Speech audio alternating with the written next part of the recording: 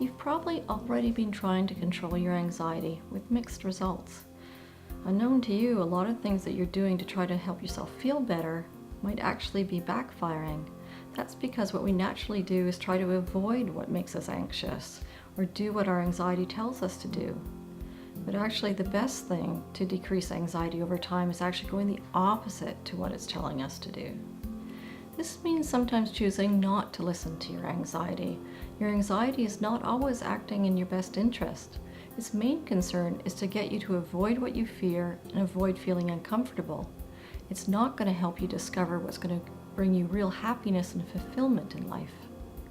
I knew that the more I stayed home with Emily and avoided going out, the harder it would be to leave the house.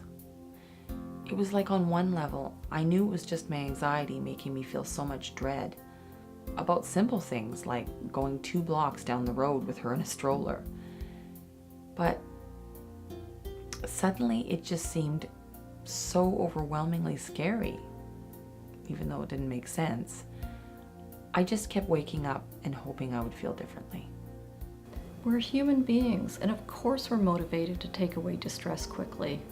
The problem is, if we're avoiding things or always distracting ourselves, we're missing out on important learning lessons. And that is that sometimes what we fear is not nearly as threatening and overwhelming as we might think. Research suggests the best way to overcome our fears is to slowly but surely face what we fear in a very gradual and systematic way. In clinical terms, this is called exposure, or exposing ourselves to the feared situation.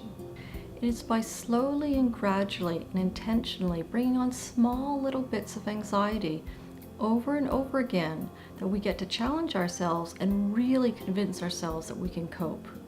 We invite you to look at the section on facing your fears so you can figure a way of putting gradual exposure into your anxiety management plan. So I just said to myself, I gotta get out there, going against what my anxiety was telling me, which was basically stay home because something bad could happen to Emily if you leave the house. So at first I just literally went around the block, and then it got easier and I was able to go a little further each day, and eventually all the way to the grocery store.